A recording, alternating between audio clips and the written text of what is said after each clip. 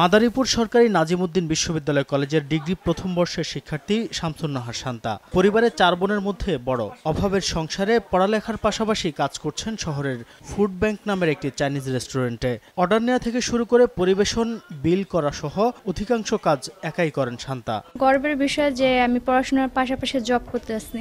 আমার মনে হয় যে মেয়েরা যারা আছে পড়াশোনার পাশাপাশি কিছু একটা করা উচিত তাদের, কারণ তাদের নিজেদের হেল্প হবে প্লাস পরিবারের অনেকটা হেল্প হবে। শুধু শান্তাই নন, শহরের বেশ কিছু রেস্টুরেন্ট, মার্কেট ও শপিং সেন্টারে কর্মসংস্থান হিসেবে বেছে নিয়েছেন অনেক নারী। তারা দিনের পাশাপাশি রাতেও কাজ করছেন। তাদের অধিকাংশই কলেজ কিংবা বিশ্ববিদ্যালয়ের শিক্ষার্থী।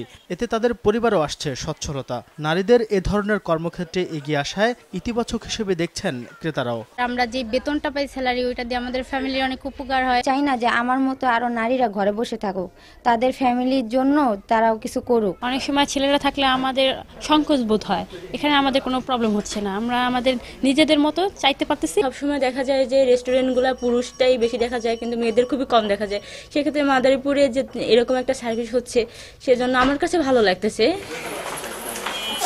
জেলা প্রশাসক জানান, শুধু অন্যের উপর নির্ভর নয়, নারীরা চাইলে যুব উন্নয়ন অধিদপ্তর কিংবা মহিলা অধিদপ্তর থেকেও নানামুখী প্রশিক্ষণ ও ঋণ নিয়ে কর্মসংস্থানমুখী হতে পারবেন।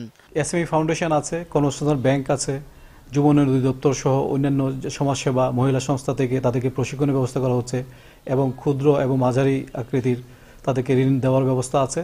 তো আমরা তাদের সবসময় আমরা ছেলেদের পাশাপাশি মেয়েদেরকে কর্মক্ষেত্রে এগিয়ে আসার জন্য তাদের উৎসাহিত করছি।